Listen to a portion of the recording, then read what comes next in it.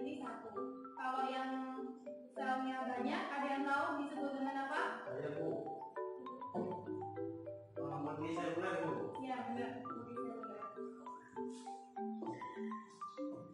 Oke, pengertian sudah. Kemudian lanjut ke ciri-ciri umum kingdom dari protista sendiri. Sebelumnya ada yang udah tahu ciri-ciri dari kingdom protista itu apa? Belum. Dari pengertian tadi, yaitu berbentuk eukariotik, yaitu memiliki inti sel. Nah, jadi kingdom ini tuh sudah memiliki inti sel, atau nama lainnya eukariotik. Kalau yang belum memiliki inti sel, ada yang tahu namanya apa? Prokariotik. Kemudian yang kedua, umumnya berbentuk uniseluler. Yang tadi ya, dia tuh hanya memiliki satu sel saja. Kemudian ada juga yang berbentuk koloni dan ada yang berbentuk multiseluler. Nah, kemudian lanjut di klasifikasi kingdom protista. Diklasifikasikan menjadi beberapa kelompok. Ada 3 kelompok di sini. Yang pertama ada protista seperti tumbuhan.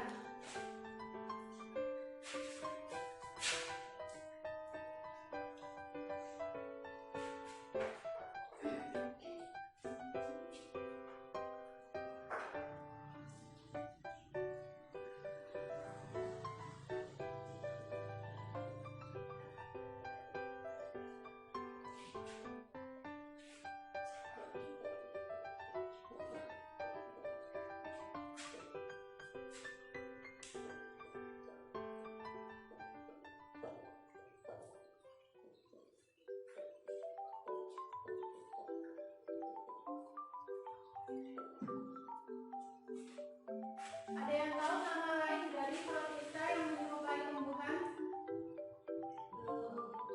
Biasanya disebut dengan algae.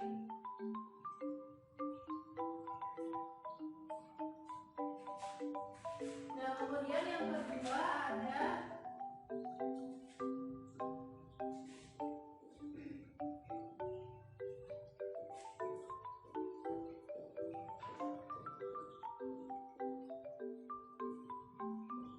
protista seperti hewan. Disebut dengan protozoa.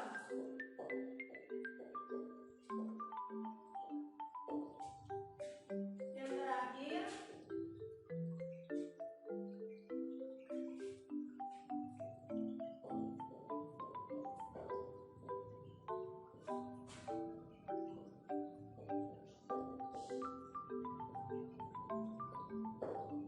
protista seperti jamur. Boleh sambil dicatat ya. Iya, Bu. Bu.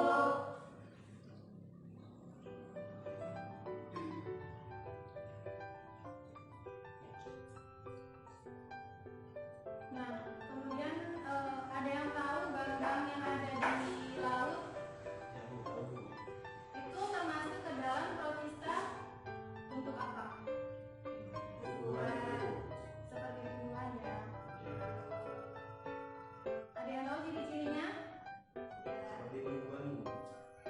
Ya, penampilannya seperti tumbuhan. Kemudian selain itu, kalau tumbuhan kan ada zat hijau. Namanya apa kalau zat hijau? Klorofil.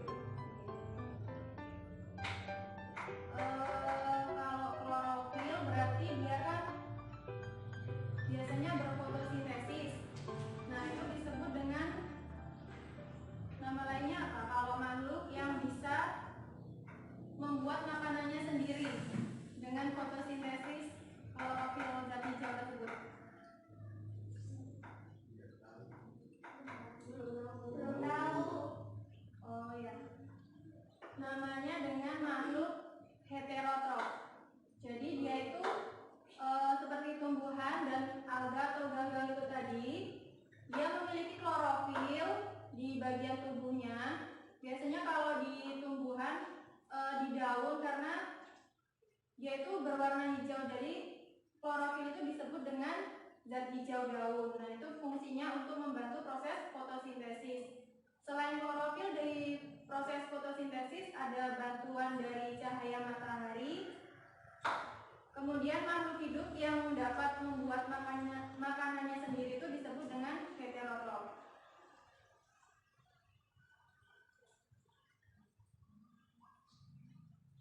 Nah, yang klasifikasi dari alga ini ada alga coklat, alga merah, dan alga keemasan. Yang pertama ada alga coklat.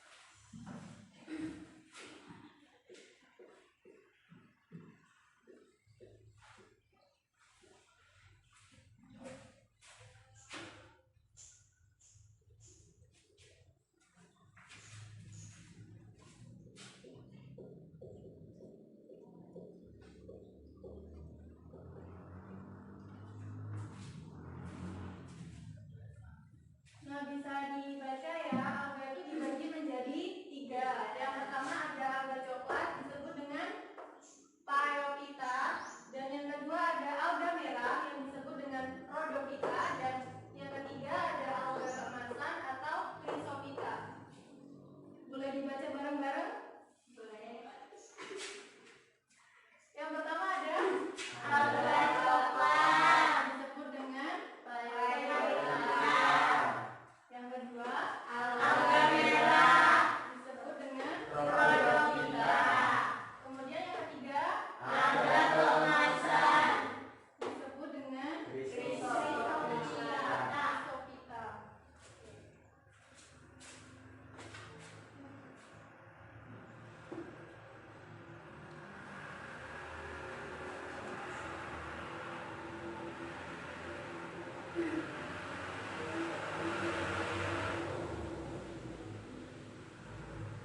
Nah, kemudian yang kedua ada protista seperti hewan atau protozoa. Ciri-ciri umumnya kurang lebih sama dengan tumbuhan tadi, yaitu bersifat eukariotik, uniseluler, heterotrof, dan umumnya memiliki alat gerak. Kemudian hidup pada air atau tubuh hewan. Ada yang tahu contohnya protozoa seperti hewan itu apa?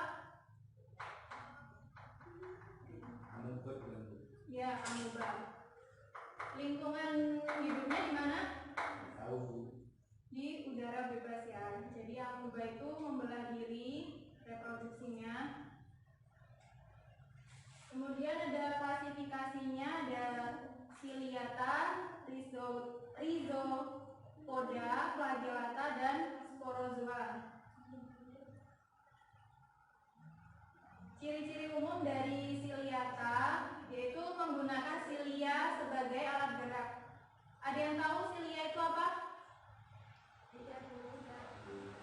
Silia itu ibaratnya kalian tahu seperti sikat cuci, dia kan ada kayak bulu-bulunya gitu.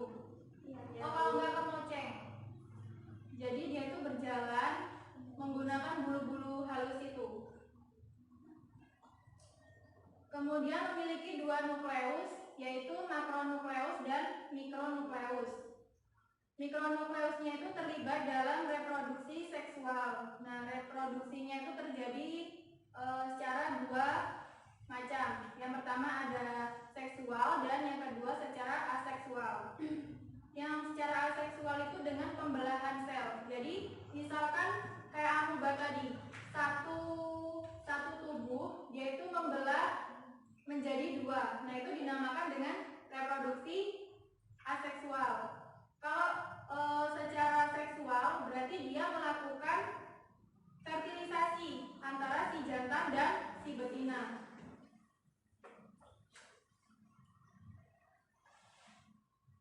Kemudian di klasifikasi yang kedua ada rhizopoda. Nah, si rhizopoda ini menggunakan kaki semu atau biasa disebut dengan pseudopoda. Nah, ini digunakan sebagai alat gerak kalau ketika dia berjalan atau pokoknya bergerak ya. Nah, si amuba tadi masuk ke dalam klasifikasi rhizopoda ini. Kemudian yang ketiga ada flagellata. Menggunakan flagel atau biasa dengan bulu cambuk untuk pergerakan. Yang keempat ada sporozoa. Nah, si sporozoa ini tidak memiliki alat gerak, merupakan protozoa yang parasit. Biasanya hidup di hewan seperti kerbau itu dan memiliki siklus yang kompleks dengan inang lebih dari satu. Contohnya ada Plasmodium sp. Yang ketiga di klasifikasi protista ini ada protista yang mirip dengan jamur. Ciri-cirinya sama seperti tadi, heterotrof, saprofit atau parasit, dan menghasilkan spora yang motil. Contohnya ada Myxomycota atau jamur lendir, ada Oomycota atau jamur air,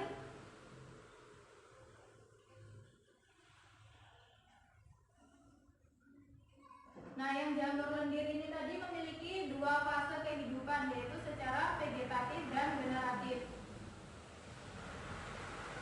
Yang jamur air atau Oomycota ini bersifat heterotrof dan saprofit, kemudian menghasilkan spora yang motil.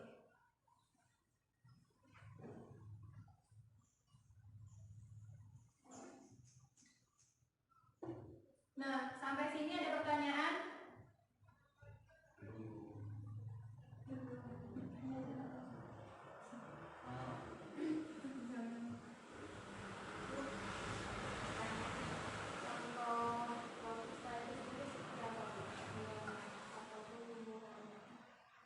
Tumbuhan.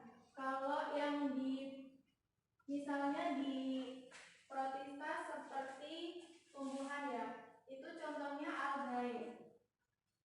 Tahu misalnya yang umum alga itu alga merah. Biasanya dia itu digunakan untuk pembuatan kosmetik.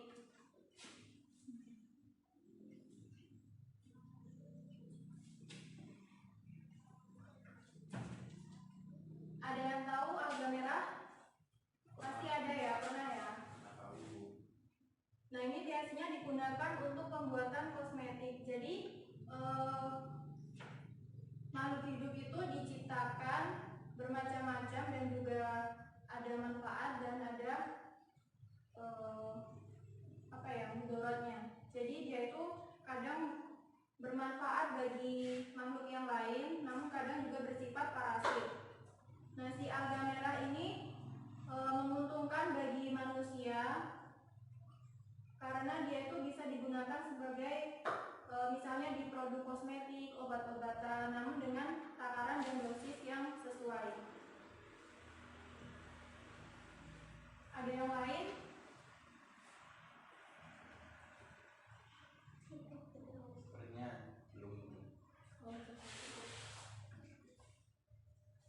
Kalau begitu untuk tugas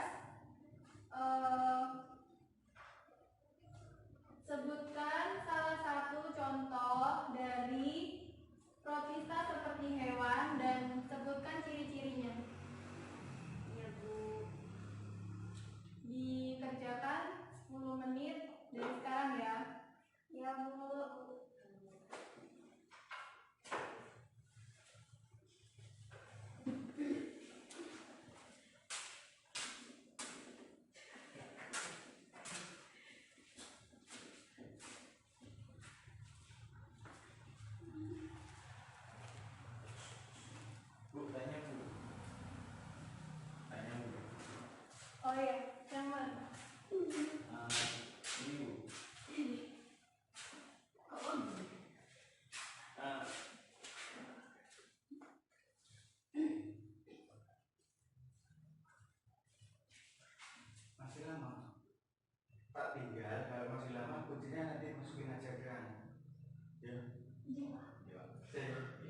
Bisa mengunci tak? Tes dulu kuncinya. Nah, jawabnya di sini mas ya. Pas di sini ini ya. Oke. Setelahnya.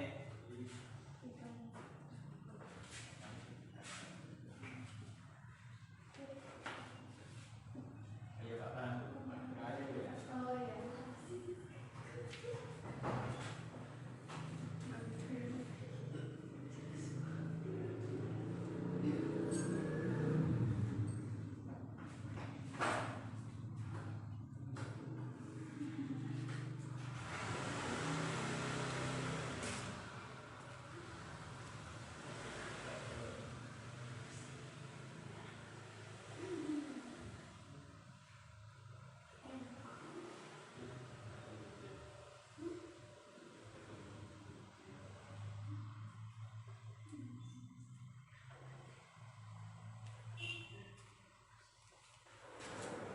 Nah, kali ini kita akan membahas mengenai protista.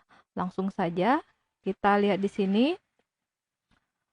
Oke, kita lihat kembali bagaimana sih munculnya Kingdom Protista. Kita lihat latar belakangnya. Pada awalnya kan hanya ada Kingdom Animalia dan Plantae adik-adik ya. Nah, Animalia ini biasanya punya alat gerak, kemudian tidak bisa membuat makanannya sendiri. Mengapa? Karena tidak punya klorofil. Sehingga biasanya Animalia ini bersifat heterotrof. Heterotrof. Kemudian Animalia juga punya organ yang sudah lebih kompleks dibandingkan tumbuhan. Salah satunya nanti punya punya mulut ya untuk memasukkan makanannya secara umum. Nah, Plantae ini tadi dia punya klorofil, tidak punya alat gerak, tapi dia bisa berfotosintesis. Nah, ada organisme yang kemudian membuat para ahli ini menjadi bingung ya. Karena apa? Dia punya ciri yang dimiliki oleh Plantae dan dimiliki oleh Animalia. Ini dia punya alat gerak yang dimana alat gerak ini biasanya hanya dimiliki oleh Animalia. Kemudian punya klorofil, jadi bisa berfotosintesis. Itu adalah ciri tumbuhan. Tapi organisme yang ditemukan ini pada awalnya ketika tidak tersedia cahaya, dia tetap bisa hidup karena menjadi bersifat heterotrof. Nah, jadi selain dia bergerak, klorofil, berfotosintesis, ternyata organisme yang ditemukan itu juga bisa bersifat seperti hewan ya, heterotrof. Nah, kebingungan ini akhirnya disepakati untuk memasukkan dalam Kingdom Protista. Nah, ternyata nanti tidak hanya satu jenis hewan tersebut ya adik-adik ya, organisme tersebut, tetapi nanti ada organisme lainnya yang masuk dalam Kingdom Protista. Nah, intinya berarti Kingdom Protista ini adalah organisme yang nanti dia mirip hewan, mirip tumbuhan, dan ada juga yang mirip jamur ya adik-adik. Nah, jadi dia mirip tapi bukan jamur, bukan hewan, bukan tumbuhan, sehingga dimasukkan dalam Kingdom Protista. Nah, Protista ini penting ya adik-adik, dia punya peranan yang juga penting bagi manusia. Mengapa kemudian kita mempelajarinya? Nah, Protista nanti ada yang bisa berperan sebagai indikator sumber minyak bumi. Nanti itu adalah fungsi dari protozoa atau protista yang mirip hewan. Kemudian ada juga yang menyebabkan penyakit pada manusia. Ini juga nanti kelompoknya protozoa. Kemudian bisa berperan sebagai kosmetik. Ini kelompoknya alga nanti menjadi bahan pangan yang berprotein tinggi atau nanti bisa berperan sebagai decomposer. Ini nanti yang mirip jamur serta berperan sebagai fitoplankton di perairan. Jadi memang tidak secara langsung berperan pada manusia, tapi bagi lingkungan juga protista ini penting ya. Karena itu protista sangat penting untuk kita pelajari. Nah, sekarang kita lihat apa sih ciri-ciri dari protista. Oke, tadi kita lihat protista itu ada yang mirip hewan, mirip tumbuhan, mirip jamur, berarti ciri-cirinya ya nanti ciri-ciri yang terdapat pada hewan, pada tumbuhan dan jamur ya, adik-adik. Nah, kita lihat secara umum ciri-ciri protista. Nah, yang pertama, protista ini bersifat, dia terdiri dari satu sel uniseluler, tapi juga ada yang multiseluler, adik-adik. Nanti yang uniseluler ini adalah protozoa ya, sementara yang multiseluler umumnya adalah alga serta protista mirip jamur. Protista mirip jamur juga nanti ada yang uniseluler ya adik-adik. Nah, kemudian protista ini sudah merupakan organisme yang eukariotik, meskipun masih sangat sederhana struktur tubuhnya. Jadi kalau eukariotik berarti sudah memiliki membran inti ya adik-adik ya. Atau intinya sudah sejati. Nah, cara hidup ketika dia mendapatkan makanan, bagaimana caranya? Ada yang bersifat heterotrof. Ini adalah protista yang mirip hewan dan protista mirip jamur. Karena tadi tidak punya klorofil ya, adik-adik, sehingga tidak bisa berfotosintesis. Nah, ada yang dapat berfotosintesis sehingga dia bersifat autotrof, itu adalah kelompok alga di sana. Nah, tadi jamur dan hewan, dia juga ada yang bersifat parasit ya. Nanti ada yang parasit, ada yang saprofit. Ini untuk yang heterotrof. Nah, ciri berikutnya dari protista adalah dia memiliki alat gerak. Alat geraknya itu bisa berupa flagel, silia, atau nanti ada kaki semu. Nah, ini biasanya yang dimiliki oleh protozoa ya, untuk kelompok protozoa. Tapi nanti dari jamur lendir atau protista yang mirip jamur, juga ada yang memiliki flagel pada gametnya nanti ya untuk reproduksi, sehingga ada yang berbeda dengan jamur sejati. Kemudian, ciri-ciri protista ini hidupnya ada yang berkoloni, berkelompok, namun ada yang juga soliter ya adik-adik ya. Jadi sendiri-sendiri hidupnya. Nah, habitatnya sendiri merupakan dia suka hidup di tempat yang lembab, yang berair. Tapi ada juga yang hidup di dalam jaringan organisme lain atau sisa-sisa makhluk hidup, yaitu untuk kelompok yang tadi heterotrof ya, yang mirip jamur dan hewan, mirip hewan. Oke, ciri berikutnya dari protista, kita lihat dari cara reproduksinya. Reproduksi protista itu tetap bisa secara aseksual dan seksual. Seksual nanti dengan membelah diri. Melalui pembelahan biner, juga ada yang melakukan pembelahan konjugasi nantinya adik-adik ya. Jadi secara konjugasi. Nah, secara seksual nanti dengan melakukan penyatuan dua gamet, ada yang disebut dengan isogami, oogami, anisogami. Kalau isogami nanti ukuran gametnya, oke kita lihat di sini. Kalau isogami, iso itu sama, yang sama adalah bentuk dan ukuran gamet. Dan gametnya ini bersifat motil. Kalau oogami, ukuran dan bentuk gamet berbeda, sama dengan anisogami, tetapi yang membedakan oogami dengan anisogami, oogami ini gametnya nanti tidak bergerak. Oke, sementara anisogami ini bersifat motil. Nanti lebih jelasnya kita membahas ini pada saat masuk ke dalam masing-masing kelompok tersebut ya. Ini kita masih merupakan pembahasan secara umum dari protista, adik-adik ya. Nah, sekarang kita lihat ciri-ciri, kita lihat dari protozoa dan alga. Jadi protista yang mirip hewan dengan yang mirip tumbuhan. Nah, protozoa ini yang mirip hewan, ini mirip tumbuhan.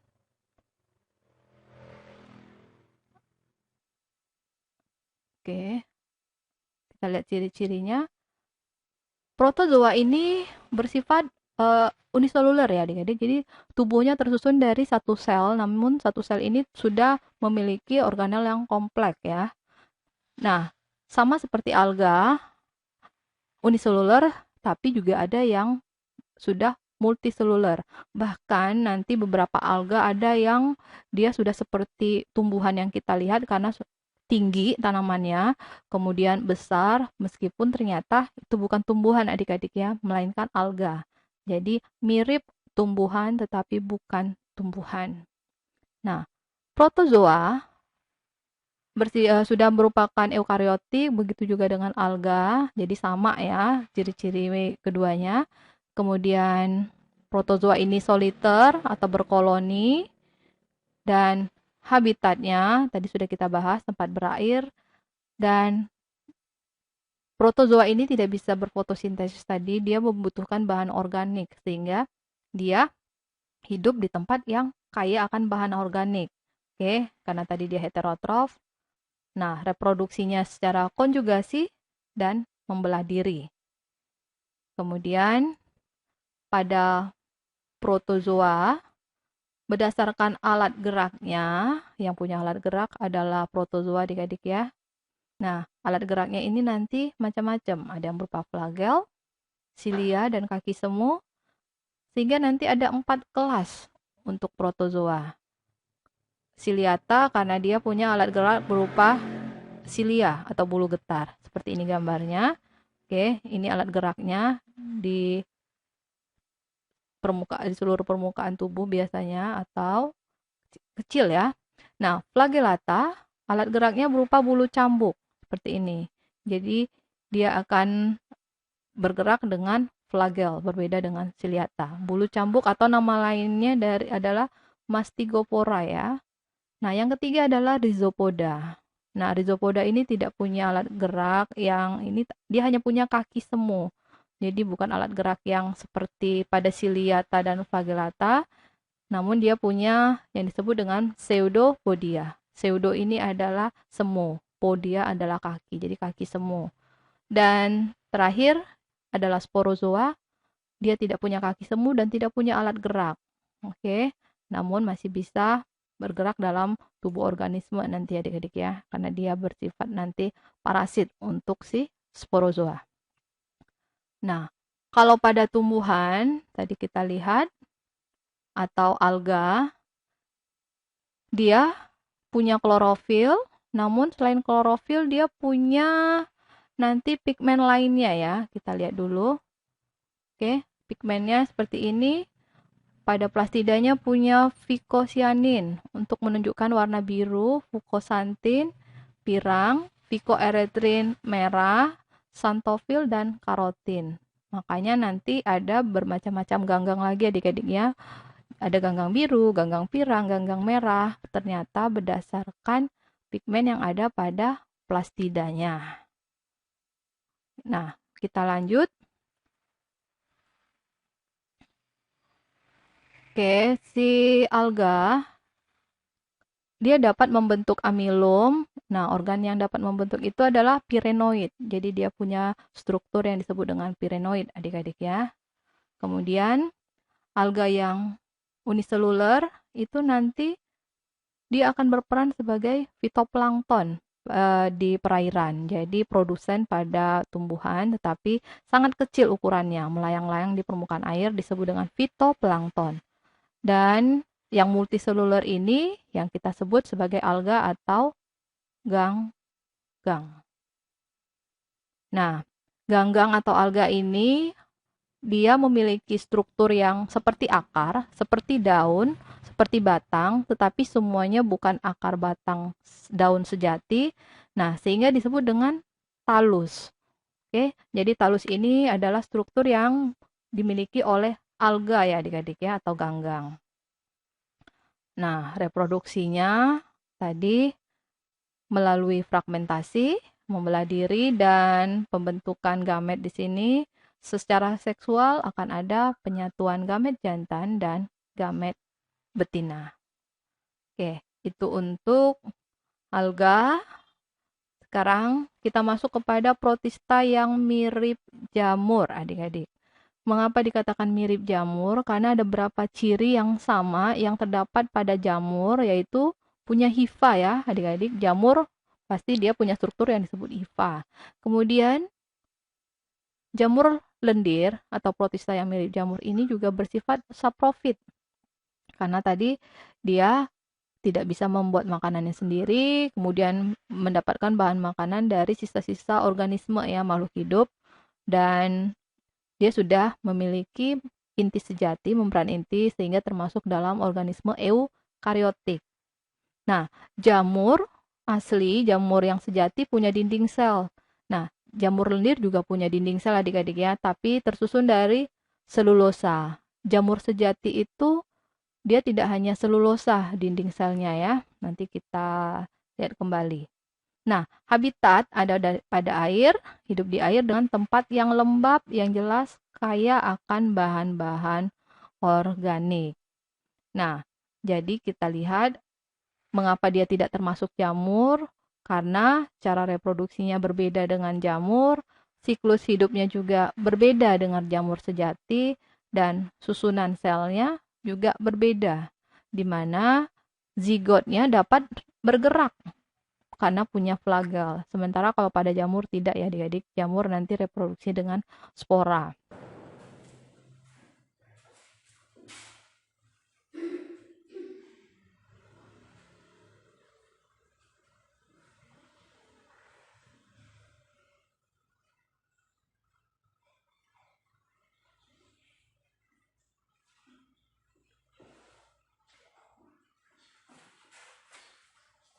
Nggak boleh ada yang contekan ya. Yuk.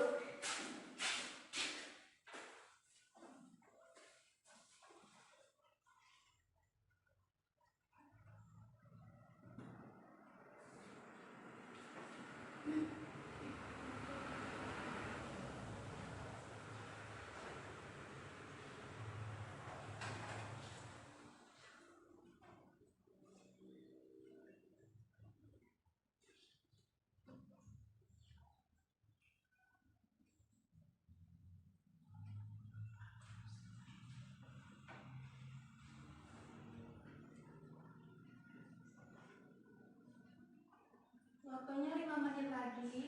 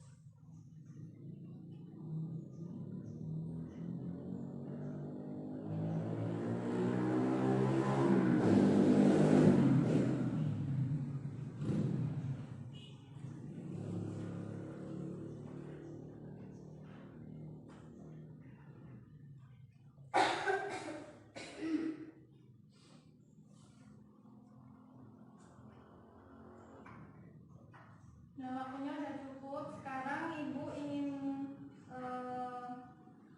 minta satu orang ke depan buat bacain tentang peranan dari protista ini. Ada yang berani? Nanti ada nilai plus dari Ibu.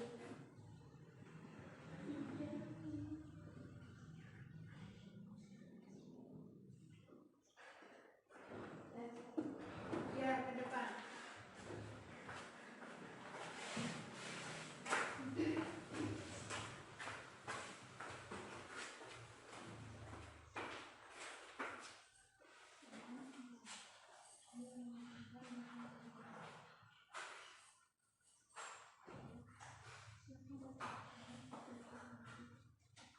Peranan protista mirip jamur yang menguntungkan. Yang pertama ada chlorella yang dimanfaatkan sebagai bahan makanan.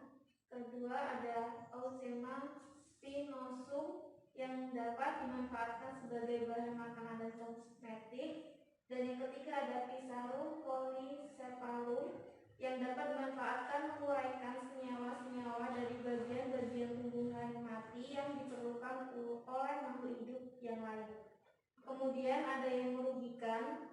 Yang pertama itu ada Plasmodium malariae, penyebab penyakit malaria kuartana. Yang kedua ada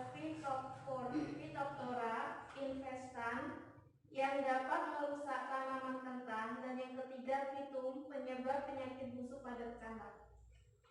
Terima kasih ya.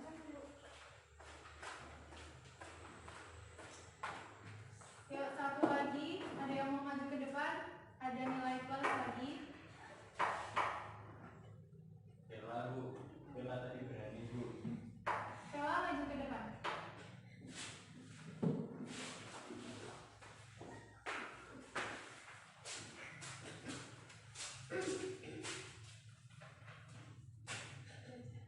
Baca ini sama ini ya.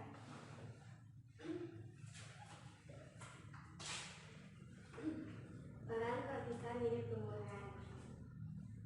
Tumbuhan jantong, penuas atau penggosok metal campuran semen, dan pembuatan saringan untuk memproses minyak nabati dan gula. Ganggang merah, sumber protein tunggal yang memiliki gizi tinggi. Chlorella, sumber protein sel tunggal memiliki nilai gizi tinggi. Chlorella contohnya alga hijau, digunakan untuk suplemen makanan, obat-obatan, dan bahan kosmetik. Oitira alga merah digunakan sebagai suplemen makanan.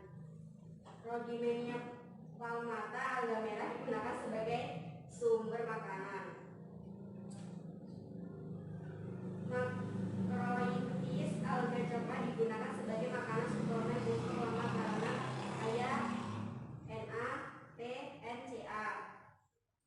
Merugikan yaitu gymnodium menghasilkan toksin yang dapat membunuh biota parain dan mencemari perairan. Satunya nanti sekalian dibacakan. Peran protista mirip hewan, menguntungkan. Tempel sebagai proses pengolahan limbah dengan memakan bakteri dalam limbah yang dapat menimbulkan penyakit. Amoeba proteus penguraian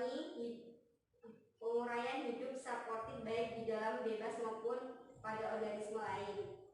Entaoba coli membantu membusukkan makanan di dalam usus besar dan membutuhkan vitamin K.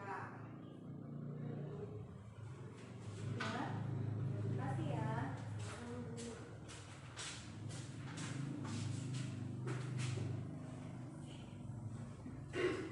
Oh ya, tugasnya tadi udah selesai.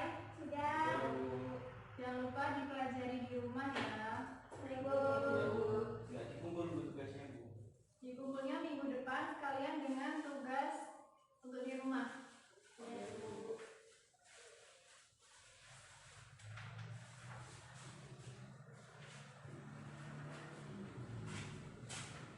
Tugasnya jangan lupa dikerjakan ya. Itu tugasnya ditulis di buku.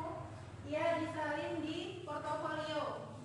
Jadi nanti tugas awal sampai akhir harus ada di portofolio itu semua. Kalau enggak, ya. Kalau enggak nilainya bisa berkurang. Bu, persoalannya banyak banget ibu. Banyak kan? Nilainya berapa? 1. Bu, ngerjainnya boleh kerja kelompok. Apa? Ngerjainnya boleh kerja kelompok. Boleh. Bu, ngerjainnya boleh diatur nggak bu nomornya? Boleh dikerjain yang mana yang kira-kira bisa dulu.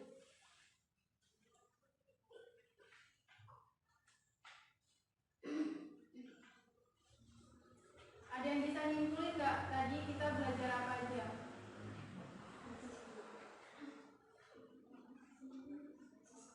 Ayo coba Jis, simpulin.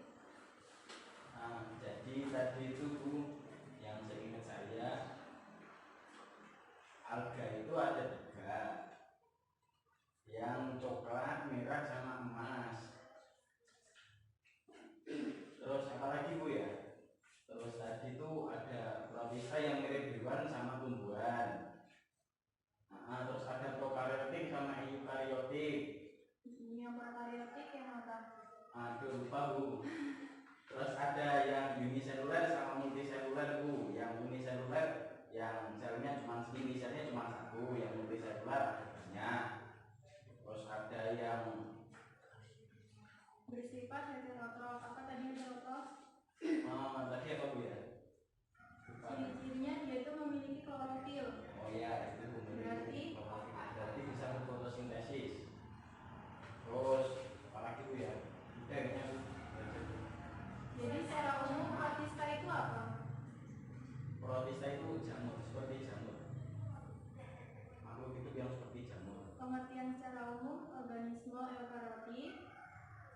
yang umumnya uniseluler dan hidup secara berkoloni.